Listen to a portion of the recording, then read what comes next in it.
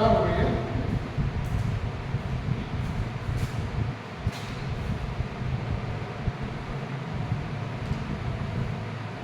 संकटकालीन अधिकारी बढ़ना है।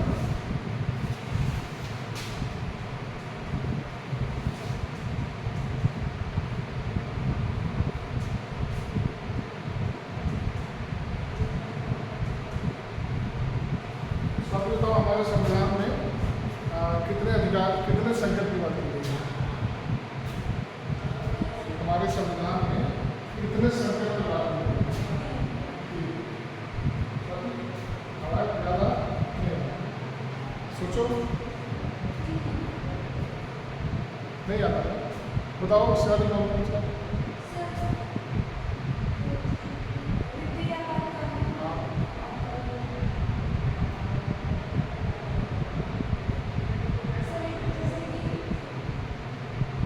राष्ट्रीय आपात, राष्ट्रपति शासन, अब याद है 352, 356, 360।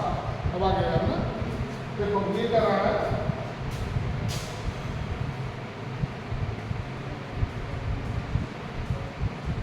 आपातकालीन शक्तियाँ या अधिकार। शक्तियाँ और अधिकार दोनों एक ही है, ठीक है?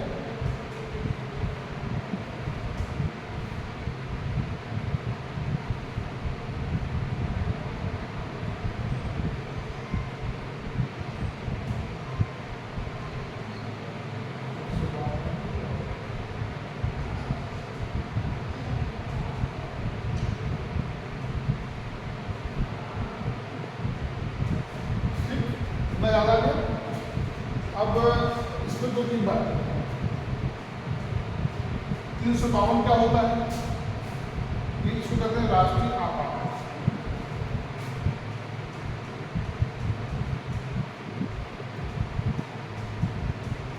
या राष्ट्रीय संकट, ठीक है? इसे कहते हैं राष्ट्रीय शासन और इसे कहते हैं वित्तीय आपात।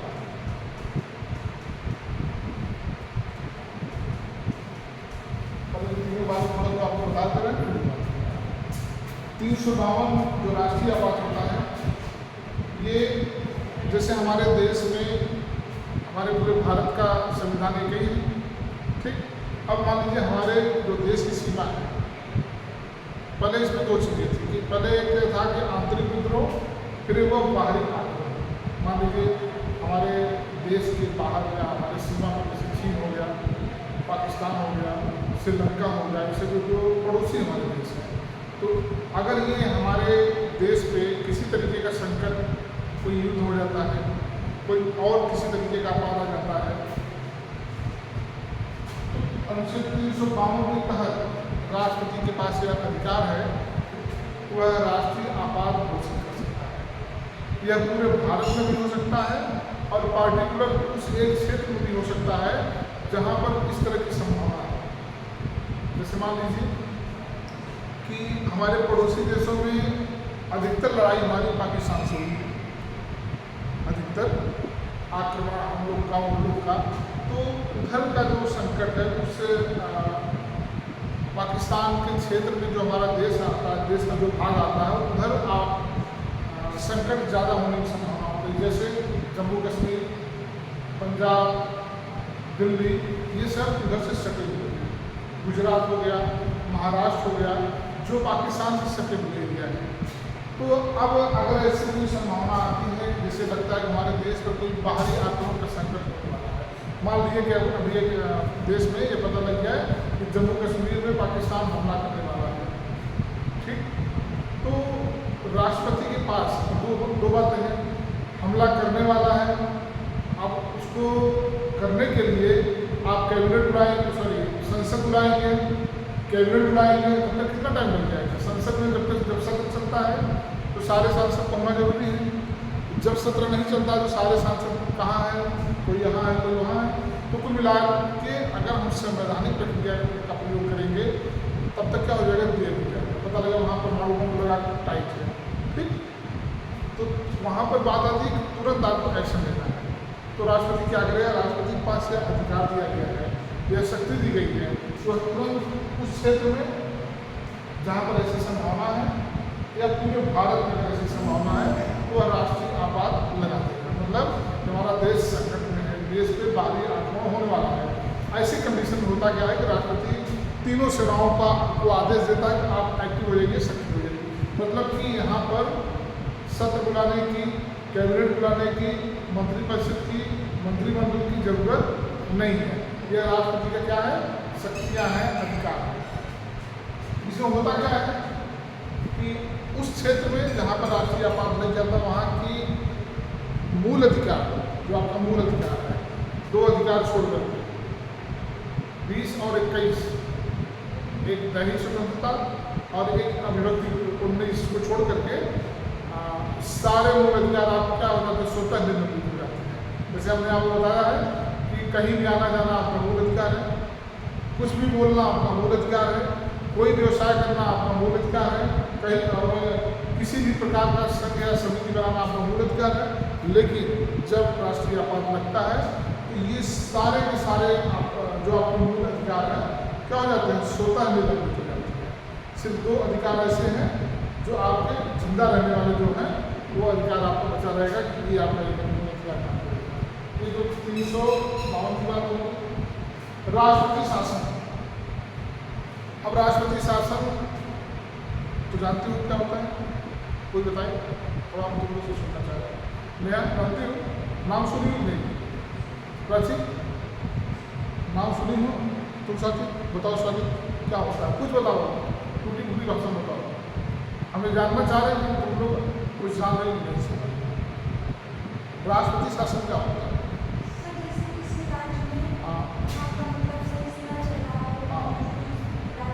हाँ, संवैधानिक तरीके से काम नहीं कर रहा हो।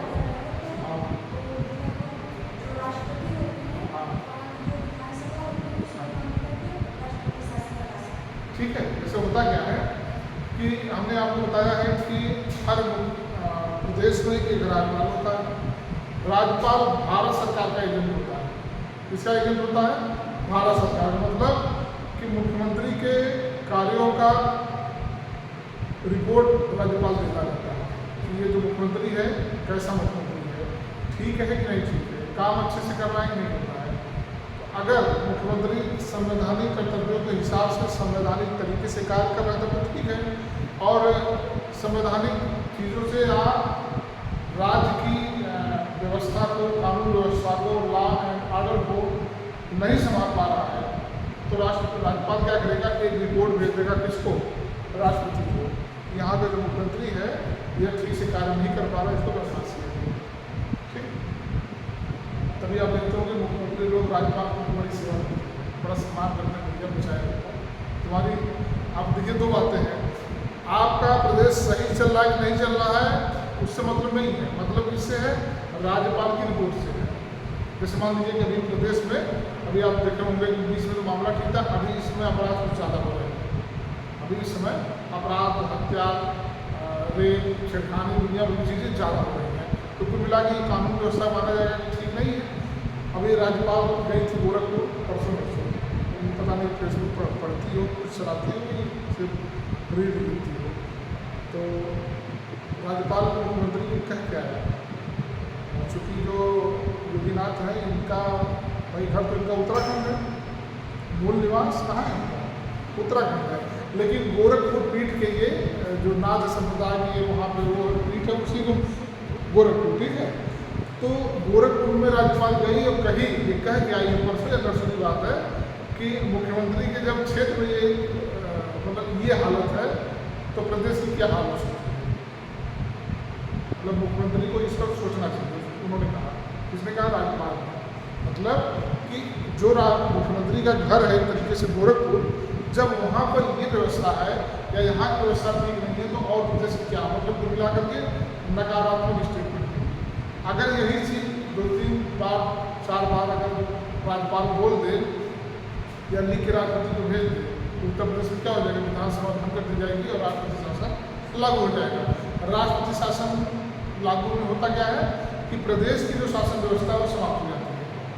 प्रदेश की जो शासन व्यवस्था है, मुख्यमंत्री, मंत्री, ये सारे के सारे क्या हो जाएंगे, जीरो हो जाएंगे, हमारे यहाँ से। सांसद रहेंगे, विधायक रहेंगे, मतलब सांसद भी विधायक रहेंगे, लेकिन मंत्री नहीं रहेंगे, वो पावर सब छीन लिया जाएगा, जैसे गाड़ी बंगला सब मानव के साथ। और पूरा का पूरा शासन कौन करेगा? राष्ट्रपति करेगा। पुलिस व्यवस्था डीएम सब ऐसे काम करेंगे। देखिए कभी भी आप देखे होंगे राजनीतिक व्यवस्था और प्रशासनिक व्यवस्था दोनों में अंतर होता है। राजनीतिक व्यवस्था तो राष्ट्रीय शासन में बदल दिया है, जो काम मुख्यमंत्री कर रहा है वो काम कौन करेगा? राष्ट्रपति करेगा। और मुख्यमंत्री और मंत्री को मामला समाप्त, कोई मंत्री नहीं होगा। इस तरीके से हर प्रदेश में या एक प्रदेश में भी लगाया जा सकता है, तो जैसे जैसे जिस प्रदेश की कानून व्यवस्था हो। अभी तक सबसे अधिक राष्ट्रपति शासन पंजाब में आपातकाल, सबसे अधिक आपातकाल पंजाब में लगाया गया था। और मुझे लगता है राष्ट्रीय शासन की सबसे अधिक बार, सबसे पहली बार राष्ट्रीय आपात पंजाब में लगाया गया था और सबसे अधिक बार राष्ट्रपति शासन पंजाब में हुआ। मतलब समझाया दोनों बातें। सबसे पहली बार राष्ट्रीय आपात कहाँ लगा? राष्ट्रीय आपात मतलब 352 पंजाब में। और सबसे अधिक राष्ट्रपति शासन मतलब 356 कहाँ लगा? वो भी पंजाब। क्लियर हुआ इतना? अब वित्तीय आपात क्या होता है? स्वागत को सब भूल लग रहा है, पढ़ी सब लोग लेकिन भूल गए। बताओ प्राचीन वित्तीय आपात क्या होता है? कब आई, कैसे आई?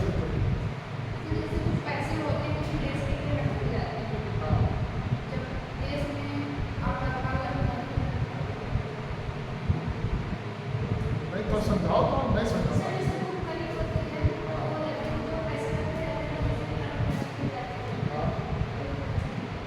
तो आप पता लगता है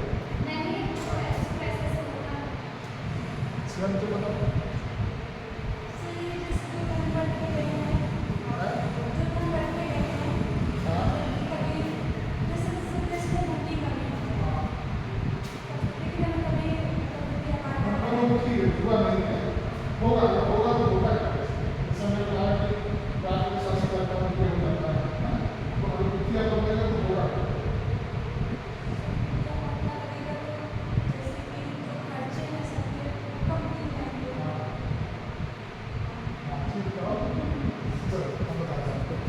देखिए अभी 360 पहली बार याद रखिए, अभी कभी लगा।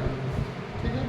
दूसरी चीज़, जब हमारे देश में वित्तीय आपात आएगा मतलब मिला के पैसे कमी हो जाएगी। देखिए हमारे आप भारत में सोना और पैसा जैसे हम लोग नहीं अपने परिवार को सेव करके रखते हैं, वैसे भारत की व्यवस्था के लिए रखा गया है। लेकिन फिर भी अगर कोई ऐसी आपात व्यवस्था आ जाती है कि पैसा कम पड़ जाता है तो देश में वित्तीय आपात की घोषणा कौन करता? राष्ट्रपति करता, अनुच्छेद 360 के तहत। अब इसके तहत घोषणा हो जाएगी तो अभी आपके बैंक में पैसा है, किसी के पास पावर नहीं तो आपको पैसा निकालने के वगैरह, किसी के पास पावर नहीं है तो आपका पैसा निकालने नहीं है। लेकिन वित्तीय आपात में राष्ट्रपति के पास पावर आ जाएगी कि शिवानी और ये वो जितने लोग बैठे इन लोगों का बैलेंस चेक कितना है पता लगेगा कि 20-20 हज़ार रुपये है, 10-10 हज़ार रुपये है, तो राष्ट्रपति कहेंगे काम करो 5-5 हज़ार रुपये निकालने। ठीक। वेतन पाने वाले कहेंगे कितना पाए हैं? 35,000, 20,000 से ले लो। मतलब ऐसी कंडीशन में जो करोड़पति हैं, व्यवसायी हैं, उनसे फिक्स कर दिया जाएगा 5,000 करोड़ आप देंगे। बस अभी अगर आप राष्ट्रपति मांगा तो कोई देगा? अभी अगर आपको 200 रुपये कट जाएगा तो मार बैंक में जाकर के एप्लीकेशन कैसे कटा? अरे हम तो आए नहीं, कटा कैसे? हम लोग क्या करते हैं? झगड़ा करते हैं। लेकिन जैसे वहाँ पर जाएगा नहीं वित्तीय आपात चल रहा है, राष्ट्रपति आपको पैसा लेंगे तो आप चुप। क्यों? क्योंकि हमारे संविधान में नियम है कि हमारे देश में वित्तीय आपात लगेगा तो हमारी जो इनकम है, हमारे जो रखे हुए पैसे हैं, उसको हमारी सरकार हालांकि अभी ऐसी कंडीशन आई नहीं है। एक बार कंडीशन आई सन 1990 में अब आई तो उसमें भारत का जो जितनी भी चीज़ें थी सब गिरवी रख दिया गया, सब गिरवी रखा गया था। गिरवी मतलब क्या होता है? ऐसे व्यवहारिक में जब देश में जाओगे तो बहुत बड़ा मानक हो जाएगा। घर परिवार हम लोग देखते हैं कि जब कोई वित्तीय आपात आता है तो पैसे की जरूरत पड़ती है तो आदमी अपना कोई ना कोई सामान रख करके पैसा ले लेता है और काम होता है ना, बात उसी को लोग गिरवी कहते हैं। बड़े स्तर पर देश राष्ट्रीय स्तर पर बड़ी चीज़ें होती हैं, जितना हमारे सोना रिजर्व रखा गया है, पैसा सब खत्म हो जाता है। तो उस समय ये हुआ था कि हमारा देश बिल्कुल आर्थिक संकट में चल रहा था, और उस समय जो वित्त मंत्री थे डॉक्टर मनमोहन सिंह, जो प्रधानमंत्री थे, तो डॉक्टर मनमोहन सिंह वित्त मंत्री और बहुत अच्छे पढ़े लिखे, मतलब आर्थिक, तो उन्होंने दिमाग लगाया। उन्होंने क्या किया कि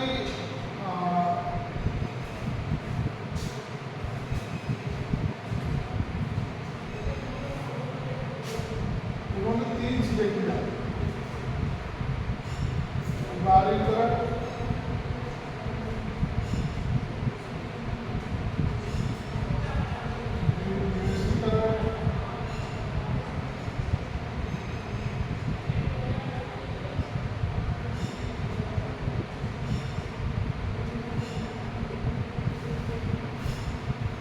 नाम तो सुना ही होगा आप लोगों ने। देखिए फिर चलिए हम समझा दें, आप सुने होंगे। दो बात, अब मनमोहन सिंह को ये लगा कि ये तो हमारा सारा सामान रखा गया है। देखिए यहाँ पे आप समझना बहुत जरूरी है, आज हम नहीं दिखाएंगे वाले की बात है, लेकिन इस चीज़ को समझना बहुत जरूरी है कि कैसे हमारे संकट से, मतलब देश के संकट से प्रधानमंत्री मनमोहन सिंह ने कैसे देश को उबारा। सबसे पहले हम बात करते हैं उदारीकरण, तीनों आई थी 1991, ठीक, 90-91 मान करो। तो उदारीकरण ये हुआ कि हमारे यहाँ का कानून जो होता है, उदार क्या होता है, देखिए 2 चीज़ें हैं। जैसे हमारे यहाँ कानून व्यवस्था है, अब जैसे अभी हम कह दें कि नहीं, बिना हमारे परमिशन से, बिना हमारे कंडीशन के अलावा हमारे भारत में कोई आ नहीं सकता, ये इसको कहते हैं कठोर कानून। इसे कहेंगे कठोर। भाई हम ये बताइए कि जैसे अभी आप बताएं कि आधार कार्ड बनाने की बात हो, आधार कार्ड भारत की सबसे महत्वपूर्ण आईडी है, लेकिन आधार कार्ड बनाने की इतनी कठिन प्रक्रिया है, आधार कार्ड बनाने की इतनी कठिन प्रक्रिया है कि अगर आप 15 साल 18 साल पहले बनवाएंगे तो ठीक है, 18 साल बाद इतनी कठिन प्रक्रिया है कि नहीं पाएगी। फिलहाल वहाँ हम नहीं जाएंगे। उदारीकरण ये हुआ कि हमारे जो कानून हमारे थे कि हमारे देश में बिना हमारे परमिशन के, बिना हमारे कठोर कानून के आदेश के बिना कोई भी कंपनी यहाँ पे आ नहीं सकती। तो जब कंपनी आएगी तो क्या करेगी, कंपनी जैसे विदेशी कंपनियाँ अगर भारत में आ गई, तो जैसे अगर मोबाइल की बात करें, जैसे हम लोग उसको गुजारी कर रहे हैं, जैसे एप्पल मोबाइल की बात करें, एप्पल कहाँ की कंपनी है, अमेरिका की। अभी एप्पल की जो कंपनी मोबाइल की ये कही कि हम पूरे विश्व में अपना नेटवर्क फैलाना चाहते हैं, और अमेरिका तो ही है। तो अमेरिका जब भारत में आया तो उसको देखा कि यहाँ का जो नियम कानून बड़ा कठिन है, आप यहाँ पे आएंगे तो हमारे लोग काम करेंगे, आपको इससे मतलब नहीं, तो दुनिया में ज़्यादा कठोर नियम आप लगाएंगे तो कोई आप यहाँ आएगा नहीं, तो भारत से वापस चला गया और वो जगह लगाया। एप्पल का मोबाइल हम लोग कम से कम जो सबसे सस्ता आता है, मान लीजिए चलिए 80,000, ठीक, और ये अमेरिका में बनता है तो 80,000 का है। अब अगर ये मोबाइल अगर भारत में बनेगा तो कितने मिलेगा, 50,000 का। अब समझिए, तो अब उन्होंने क्या किया कि अपने कानून को उदार बना दिया। विदेशों में इन्होंने कानून आप आइए हमारे यहाँ, पहली बार उदारीकरण मतलब ये होता है कि हम उदार हो गए हैं, आप आइए जैसे हो आप आ जाइए, केवल हम आपको जगह दे रहे हैं, ठीक है, हम आपको सेफ्टी देंगे, पूरा आपको कोई परेशान नहीं करेगा, वर्कर भी देंगे, हमें इतना पैसा चाहिए, ठीक। कानून हमारा उदार हो गया, कानून हमारा उदार हो गया। मान लीजिए मतलब यहाँ पे मोहनगंज में 5 बीघे की जमीन हमें कंपनी को दे दी, एप्पल कंपनी को दे दी।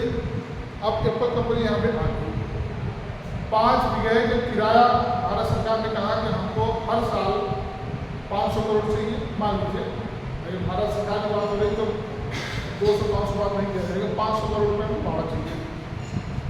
अब समझिए इससे क्या हो गया, 500 करोड़ रुपये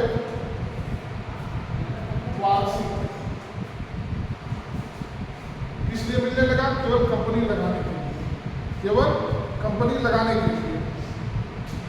उसके बाद ये तो नियम हो गया। और उसके बाद इन्होंने कहा कि कंपनी में भाई कंपनी आप लगाएंगे तो चलिए या तो पूरे हमारे तरफ के वर्कर रहेंगे या तो 50% रहेंगे। तो अमेरिका से जहाँ वर्कर आएंगे नहीं काम करने, अमेरिका से जेई आएगा, इंजीनियर आएगा, बड़े बड़े अधिकारी आएंगे। वर्कर कौन होगा? यहाँ के लोग। तो पता लगता है कि इस कंपनी में 1000 लोग, 1000 वर्कर, 1000 लोग को रोजगार मिल गया। 1000 लोग को अगर रोजगार मिल गया, अगर 10,000 रुपये में एक व्यक्तिगत बात तो इनकम बढ़ा, 500 करोड़ किराया बढ़ा। और अगर हम कितना आएगा ये, अगर 1000 व्यक्ति हैं अगर 10,000 पा रहे हैं तो अगर 3 जीरो से हम बता दें यही होगा ना, 2, 3, 4, 5, 6, 7 लगभग 10 लाख रुपया जो है साल का ये हो गया आपका। तो ये क्या हुआ? आपकी आय बढ़ेगी नहीं बढ़ेगी। उसके बाद क्या हुआ? ये तो उदारीकरण हुआ, कंपनियां आके यहाँ पर फटाफट लगने लगी। गुड़गांव में आप देखेंगे, सूरत देखेंगे, बाहरी कंपनियां मारुति की, अगर आप गुड़गांव में उधर आप देखेंगे कि जितनी गाड़ियाँ हमारे यहाँ क्या बनती हैं, होंडा की, मतलब जो भी बाहरी कंपनी है सारी कंपनी यहाँ पे सेम वही बात है। उदारीकरण कानून हमारा उदार हुआ, कंपनियां फटाफट आ गई। कंपनियां आने से कैसे हमको फायदा हुआ? एक तो हमें किराया मिलने लगा और दूसरे हमारे देश के लोगों को वहाँ पर रोजगार मिल गया। तो हमारी इनकम कुछ तो सुधरी। भाई आप 10 लोग अगर घर में रह रही हो, अगर एक व्यक्ति की नौकरी पा गया तो 10 लोगों को सुधार आया कि नहीं आ गया? ये हुआ। बंगलौर भी इसी तरीके से IIT वाली कंपनियाँ, बीटेक की कंपनियाँ, हार्डवेयर, सॉफ्टवेयर, कंप्यूटर, लैपटॉप, इसी कंपनियाँ वहाँ पर लग गई। और एक चीज़ और, उसके बाद जब उड़ानी आई हमारे पास तो सरकार ने भी कहा कि भाई आप 80,000 रुपये का रिफंड दे रहे हैं।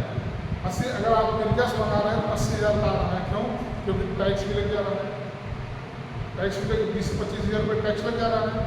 तो अब उसने कहा कि जब ये मोबाइल हमारे यहाँ बन रहा है, जब ये मोबाइल हमारे यहाँ बन रहा है तो हमारे लोग जब खरीदेंगे तो टैक्स पैसा बच जाएगा।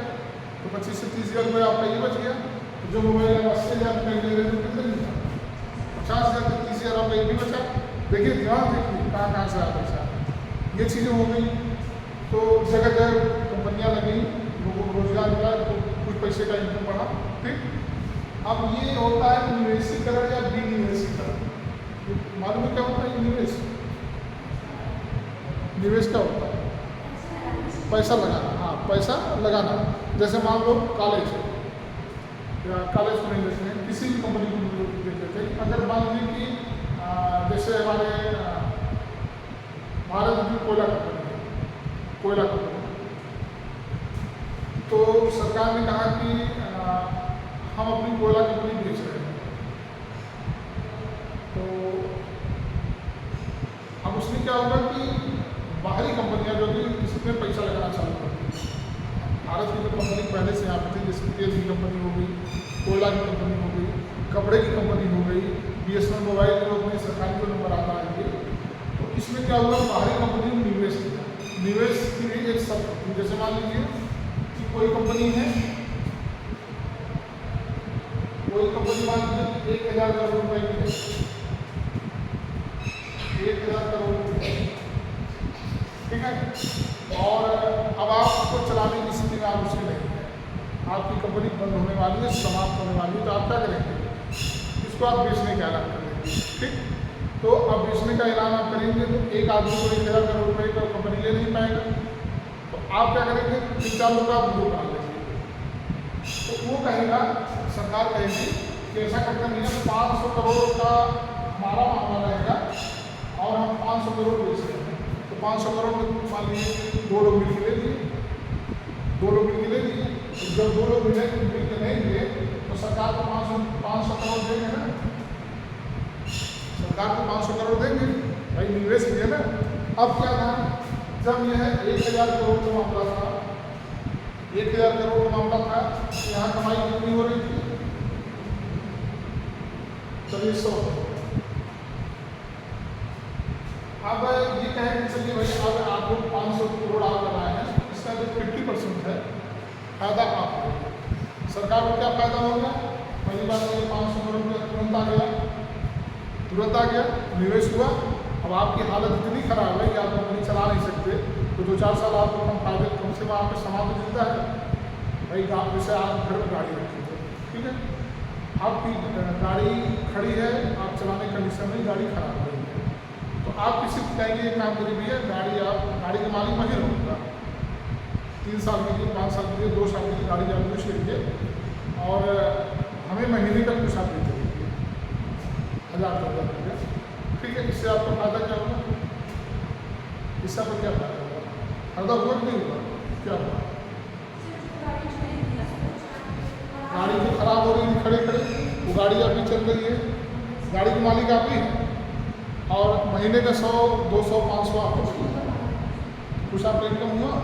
तो उसमें ये हुआ जो कंपनियां हमारी समाप्त होने कंडीशन की थी, या तो सरकार ने कहा कि आधा हम क्या करते हैं, इसको बेचते हैं भाई, निवेश मतलब बेचना हुआ।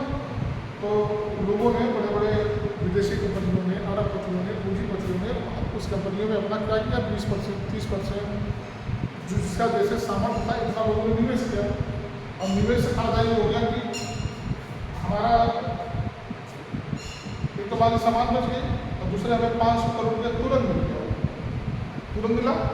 फिर यहाँ से जब फायदा हुआ 100 करोड़ का, 100 करोड़ में 50 करोड़ मेरा ही हुआ, तो 50% पैसा मेरा लगा, ये भी मेरा फायदा होगा। और 50 गया, लेकिन मालिक अभी मैं चूँकि हमारी मजबूरी है, 2 साल 5 साल हमारी आर्थिक स्थिति ठीक नहीं है। जब हमारी आर्थिक स्थिति ठीक हो जाएगी, या हमारा अपना कॉन्ट्रैक्ट हुआ है समझौता 2 साल 3 साल का, तो 2 साल 3 साल के बाद आप क्या करेंगे, तब तक हमारी स्थिति कहीं कहीं मजबूत हो जाएगी। होता है इस तरीके से, फिर आप हटा देंगे या नहीं हटाएंगे। फायदा अगर हमारा हो रहा, मुनाफा हो रहा है तो नहीं हटाएंगे, ये तरीका होगा। और तीसरा जो था भूमंडलीकरण, मतलब वैश्वीकरण शुरू करते हैं।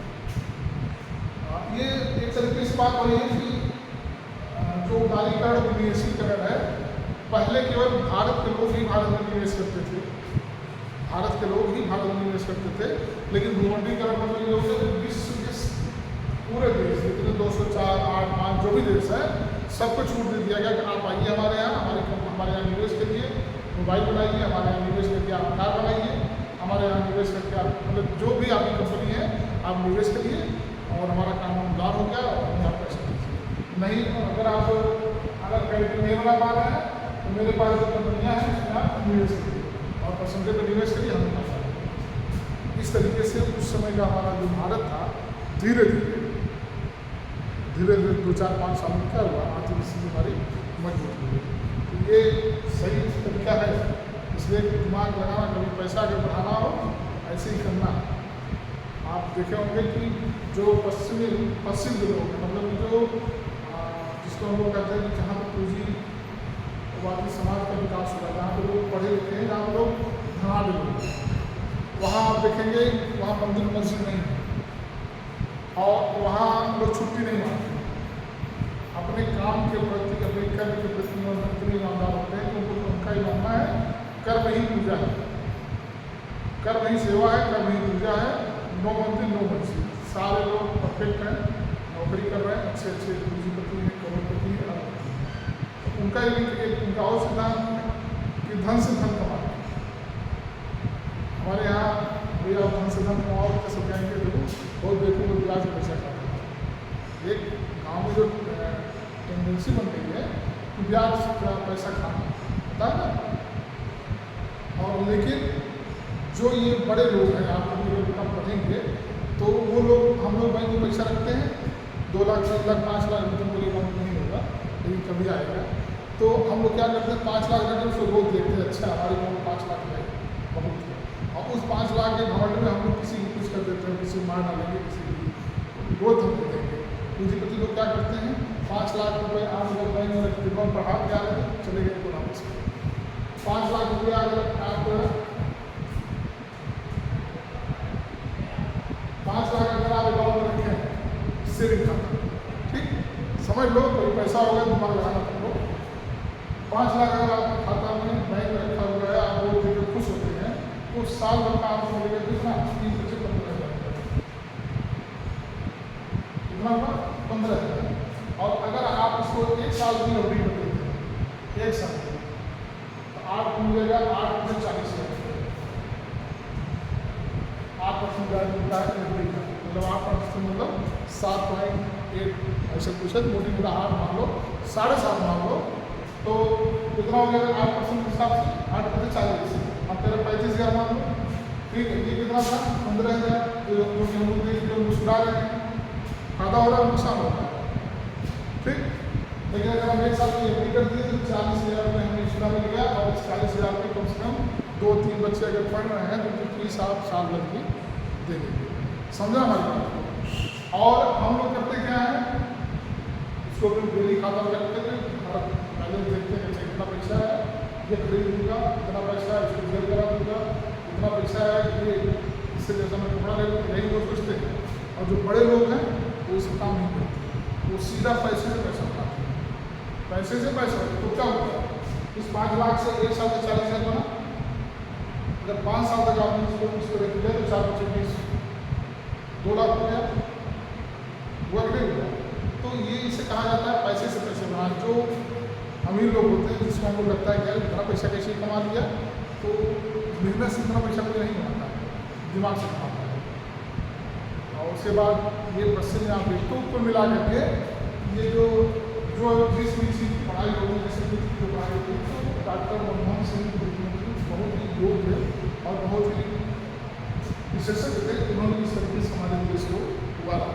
अभी तुम लोग अगर पैसा रखे हो 10-20,000 हो तो तब रखे रहो, उससे कुछ नहीं होगा। 25-50 लाख रुपये में हो तुम्हारे पास, ठीक है, तो तुरंत उसको एफडी कर दो, 1 साल में आ जाएगा।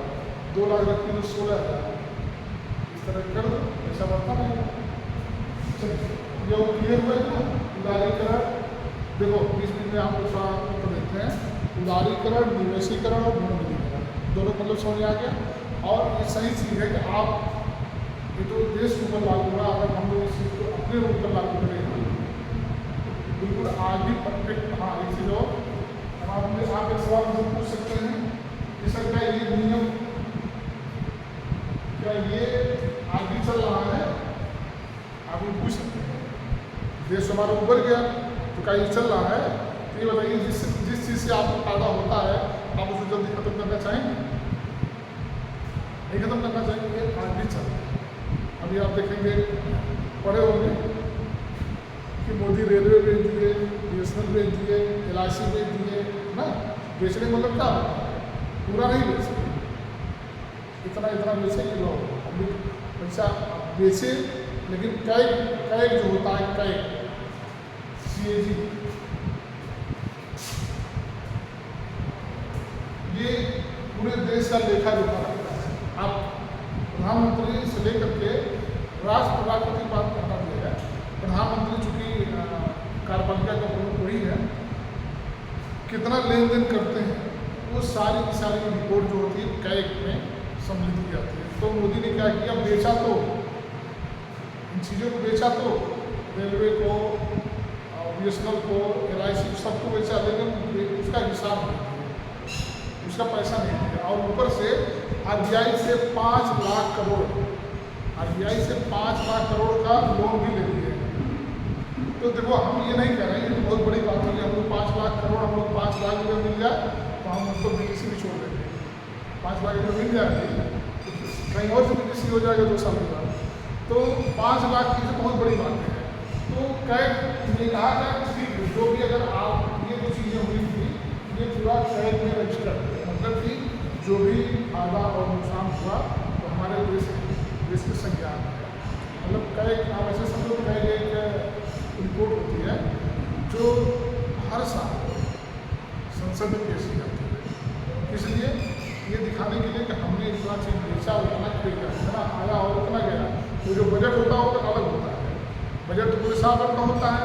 ये एक तरीके से निष्कर्ष होता है पूरे साल का, या 1 साल का ही होता है, संसद में पेश किया जाता है बजट सत्र शुरू होने के पहले कि पिछले सत्र में हमने इतना बेचा, या इतना हमने निवेश किया। अच्छा ये भी है कि जो निवेशीकरण है, जो निवेशीकरण है, जरूरी नहीं है कि बाहरी कंपनियां ही हमारे यहाँ निवेश कर रही हैं। हमारे लोग भी विदेशों में निवेश किए हैं। हमारे लोग भी जो अंबानी हो गए, अडानी हो गए और भी जो जितने व्यवसायी लोग हैं, ये लोग भी विदेशों में निवेश भाई पैसा कमा रहे हैं अपना। भाई बड़ी कंपनी है, 5,000 करोड़ की है, 2,000 करोड़ रुपया हम लगा दिए हैं, हमारा 2,000 करोड़ रुपया भी वहाँ पे सेफ है, ठीक। और हर साल 100 करोड़ 50 करोड़ हमको फायदा भी हो रहा है। भाई कंपनी अगर आपकी चल रही है तो हम 200 करोड़ रुपया लगाए हैं, उस परसेंटेज के हिसाब से इनकम उस कंपनी की हो रही है तो मिलेगी ना। तो इस तरीके से चलना है। तो चलिए इसको छोड़िए, आगे थोड़ा सा बोल देते हैं। अब भूलना नहीं है बात, आर्थिक संकट भूलना नहीं है, इतना पढ़ाने के बाद अब बोलना। लेकिन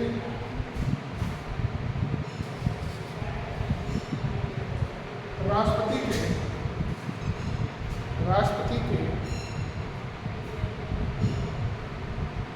संकटकालीन अधिकार बहुत महत्वपूर्ण है।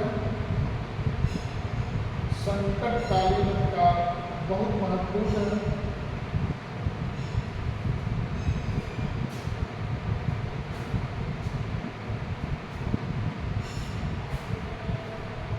संविधान के अनुसार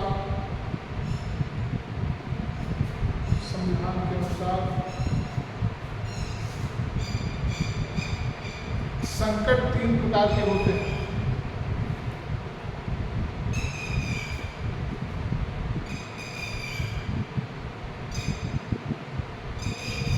नंबर 1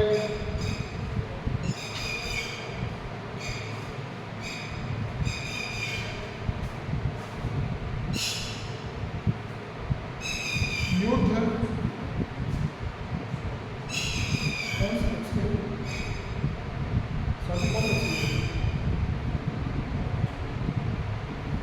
ये दुख में है कि सुख में? जो इसकी आवाज आ रही है, दुख में है कि सुख में?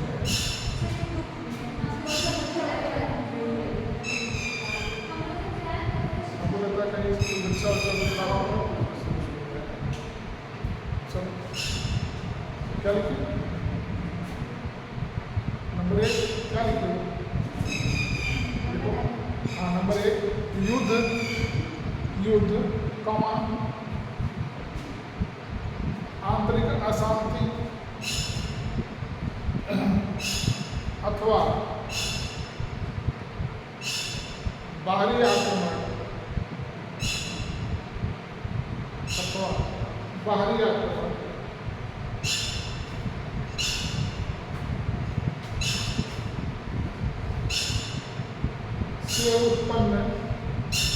से उत्पन्न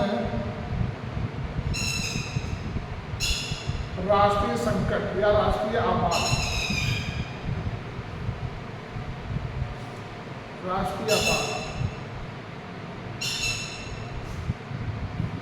हो गया। अनुच्छेद 352 ऐसे करके लिख दीजिए। अनुच्छेद 352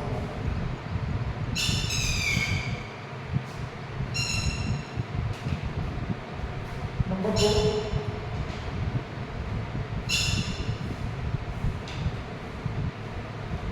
संवैधानिक संकट अथवा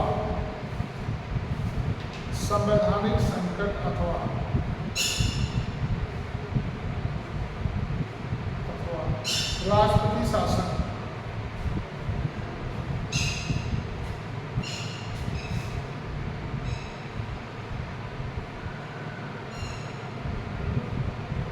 अनुच्छेद 356 तीसरा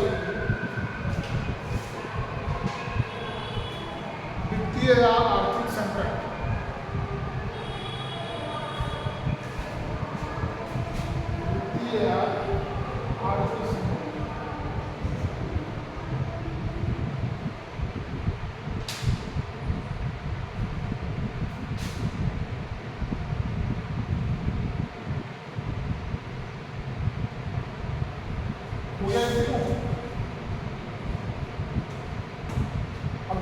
जैसे अभी ये चीज़ आप लोग पूछ नहीं रहे हैं, सर आंतरिक अशांति क्या होती है? मेरी पहले नंबर देखिए, युद्ध लिखवाए हैं और आंतरिक अशांति लिखवाए हैं। ये क्या होता है? देश में ही अभी कोई बवाल हो गया, जैसे आप देखोगे ना कि माओवादी नाम सुनो, जो सरकार का विरोध करते, मतलब एक तरीके से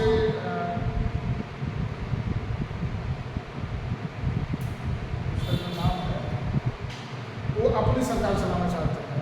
जैसे हर जगह पे जो माओवादी होते हैं और एक तरीके से जो लाल सलाम का नारा देते हैं, आपको पता होगा, लाल सलाम का नारा देते हैं, नाम नहीं आ रहा है, नक्सल, नक्सलवादी, ठीक है, इनका नारा होता है लाल सलाम।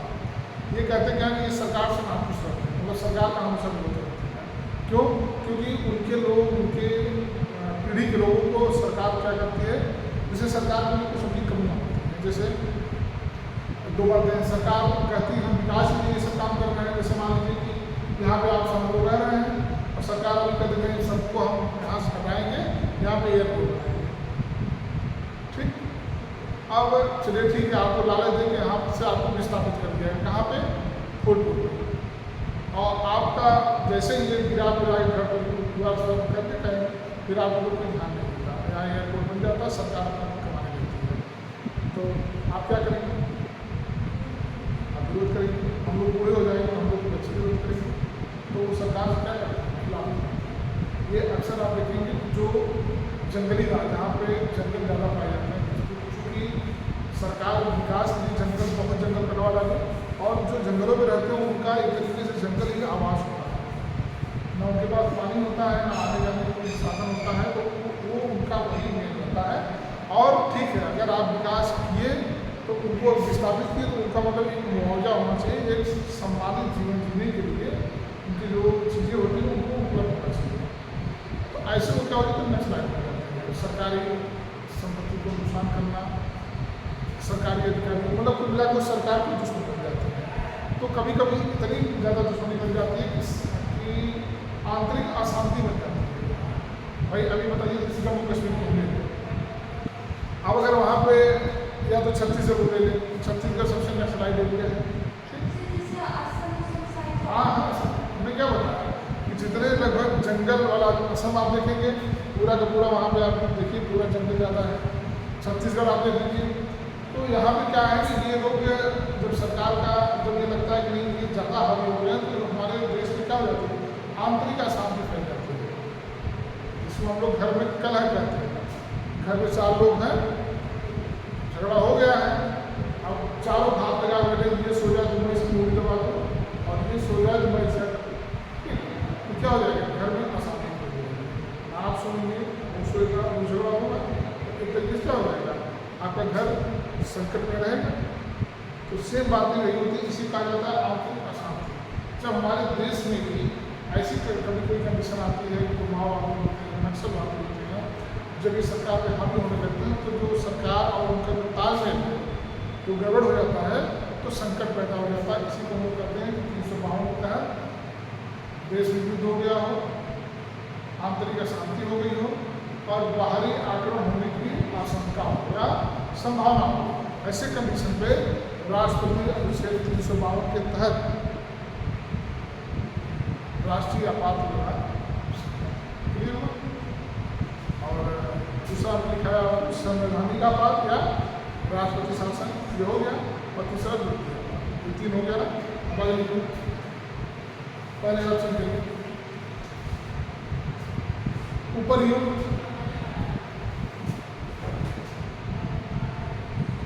तीनों परिस्थितियों में, ऊपर ही उत्तर तीनों परिस्थितियों में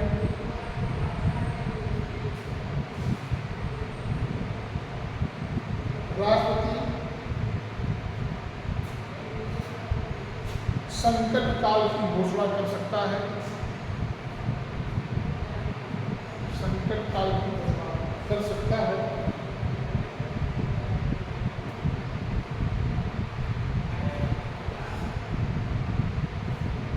राष्ट्रपति द्वारा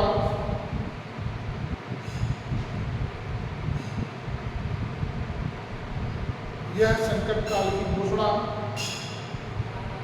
यह है संकट काल की घोषणा 2 माह तक की प्रभावी रहेगी, 2 माह तक की प्रभावी रहेगी।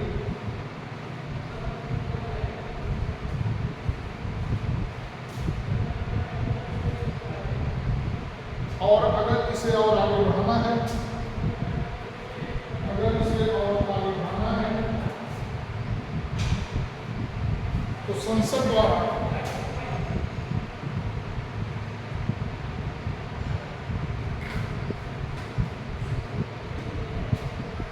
इसे अनुमोदित किया जाना होगा, संसद द्वारा इसे अनुमोदित किया जाना होगा या अनुमोदित करना पड़ेगा, दोनों से।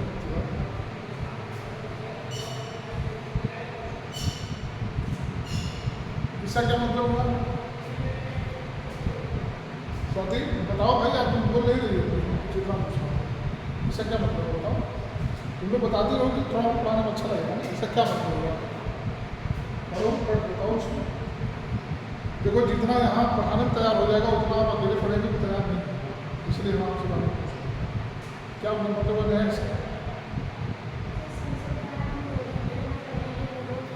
अनुरोध नहीं, अनुमोदित हम बोला है। अनुरोध लिखिए क्या? नहीं, अनुमोदन ऐसे लिखा जाएगा।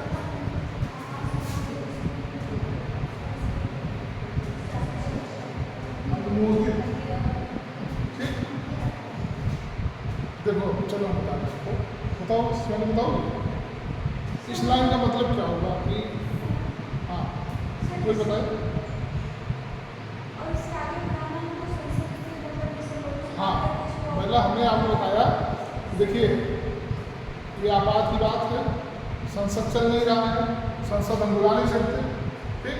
तो हमने जैसे आपको बताया ना कि जब कोई कानून बनाना होता है तो राष्ट्रपति को क्या दिया गया है? अध्यादेश की शक्ति दी गई है। अनुच्छेद 123 के तहत, और अगर सत्र नहीं चल रहा है, कोई लग रहा है कि नहीं कोई कानून इसमें बनाना बहुत आवश्यक है, तो राष्ट्रपति को यह अधिकार दिया गया कि अनुच्छेद 123 का प्रयोग करके वह कानून से संबंधित अध्यादेश जारी कर देगा, और वह अध्यादेश का प्रभाव वही रहेगा जो ये संसद द्वारा पारित कानून का होता है। उसी तरीके से यह शक्ति भी राष्ट्रपति को दी गई है कि अगर सत्र नहीं चल रहा है, कोई ऐसा संकट आ गया है, तो 2 महीने के लिए राष्ट्रपति के पास ये पावर है कि आप ऐसा कर सकते हैं। लेकिन 2 महीने के बाद संसद का सत्र बुला करके, अगर टाइम 6 महीना हो गया तो ठीक है, नहीं हुआ है तो 2 महीना के आगे अगर इसको और बढ़ाना है, जैसे मान लीजिए राष्ट्रपति शासन चल रहा है और अभी अगला चुनाव 1 साल तक होने वाला है, जैसे मान लीजिए अभी बात हम करते हैं 27 में हमारे यहाँ चुनाव होने वाला, मान लीजिए कि 27 जुलाई को कर लेते हैं हम लोग, तो 1 साल की बात है। अभी अगर मान लीजिए उत्तर प्रदेश में राष्ट्रपति घोषणा करते तो राष्ट्रपति शासन में लगा रहे हैं, तो कितने महीने का होगा? 2 महीने का होगा। 2 महीने के बाद संसद का सत्र नहीं चल रहा है, फिर क्या होगा? तो उसके अनुमोदन के लिए चूंकि हमें राष्ट्रपति शासन कब लगाना है, कब तक ले जाना है? लगभग अप्रैल या मई तक ले जाना है। तो फिर संसद का सत्र बुलाया जाएगा, कहा जाएगा कि हम 2 महीना का हमारा कार्यकाल पूरा, हमारा जो आदेश है वो पूरा हो गया, अब इसको हम 5 महीना और बढ़ाना चाहते हैं, राष्ट्रपति कहेगा। तो फिर संसद का सत्र बैठेगा और फिर राष्ट्रपति शासन उत्तर प्रदेश में 6 महीने, 8 महीने, 1 साल तक, अधिकतम 1 साल तक होता है, फिर बढ़ाया जा सकता है। फिर 1 साल में अगर कंडीशन नहीं ठीक हुई तो फिर संसद में अनुमोदन दी जाएगा, फिर 1 साल बढ़ाया जा सकता है। यह कितनी बार बढ़ाया जा सकता है इसकी कोई समय सीमा नहीं है। समय सीमा नहीं मतलब 5 साल का जो कार्यकाल होता है, 5 साल का ही कार्यकाल होता है, जैसे आपको 5 साल भर 5 बार बढ़ाया जा सकता है। तब तक क्या हो जाएगा? 5 साल पूरा हो जाएगा, नया चुनाव हो ना, नहीं सकता है। बताओ। हाँ क्या नहीं? अनुमोदन नहीं, अनुमोदन हो देखिए राष्ट्रपति, और उसमें अनुमोदन देखिए राष्ट्रपति किसका होता है? 70% होता है,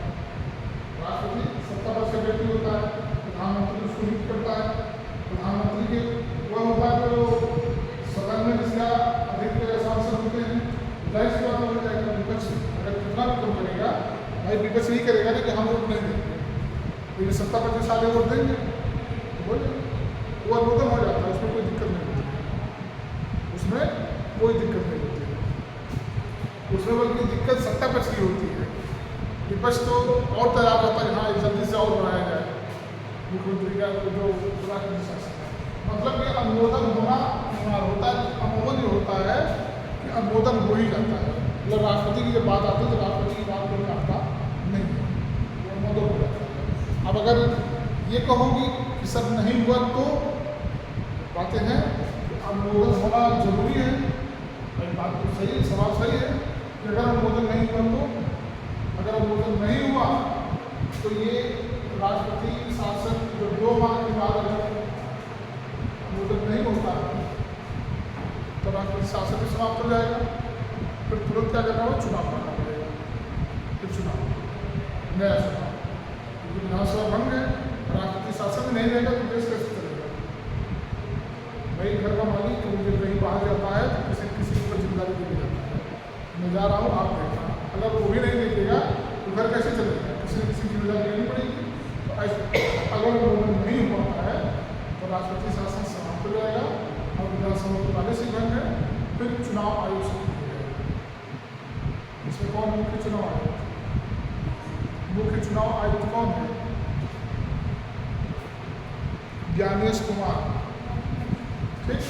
तो फिर चुनाव आयोग सक्रिय हो जाता है, तुरंत क्या करेगा, देवता के चुनाव घोषणा करेगा, नया चुनाव होगा, ठीक। आगे देखिए,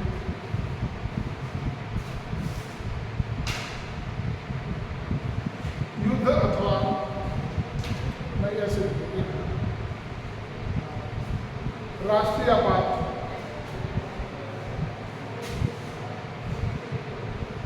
की घोषणा होते ही, राष्ट्रीय आपात की घोषणा होते ही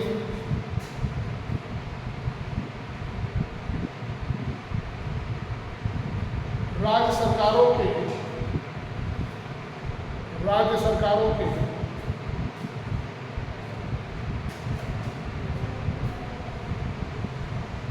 सब अधिकार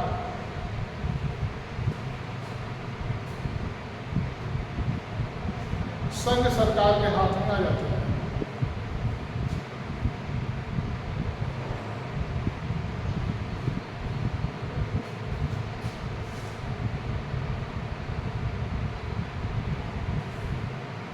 और संघ सरकार राज्य सरकार को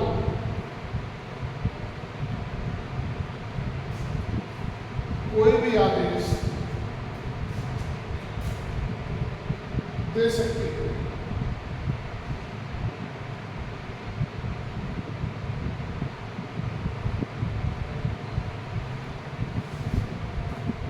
और मूल अधिकारों को भी निलंबित किया जा सकता है।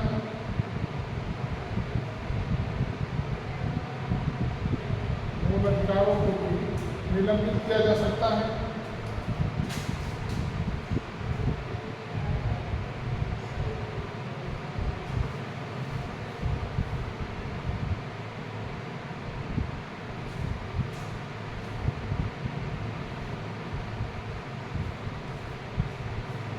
सबसे पहली बार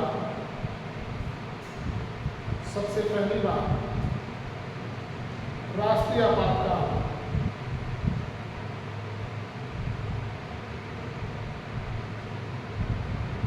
पंजाब राज्य में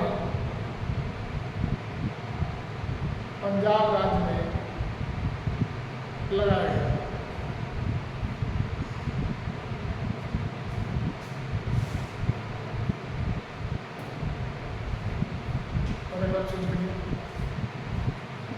किसी राज्य में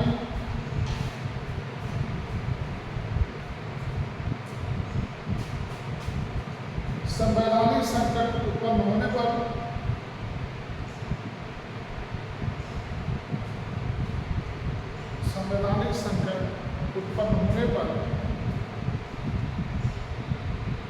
उस राज्य की विधानसभा निलंबित कर दी जाती है।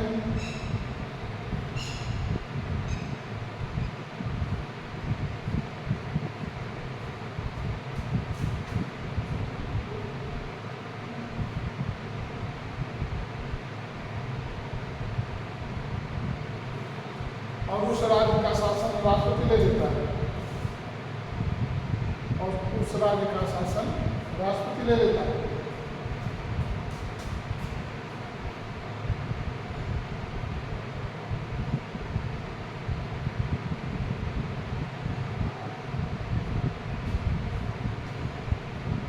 इसे सामान्य भाषा में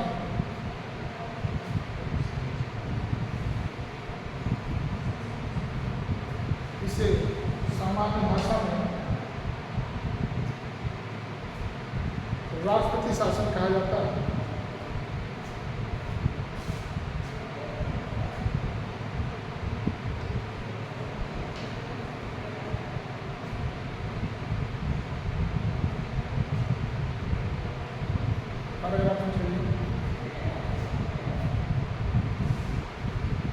तीसरा आर्थिक संकट है।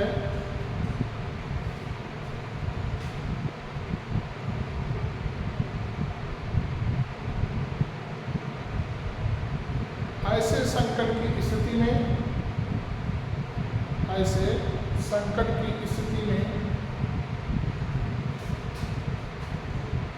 संघ सरकार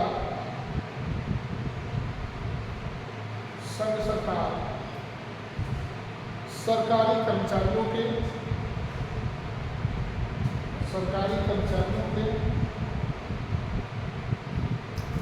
वेतन, भत्ते आदि में कटौती कर देती है, कर सकती है। वेतन, भत्ते आदि में कटौती कर सकती है।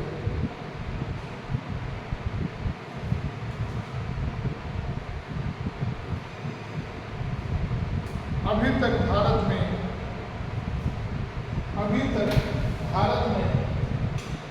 एक बार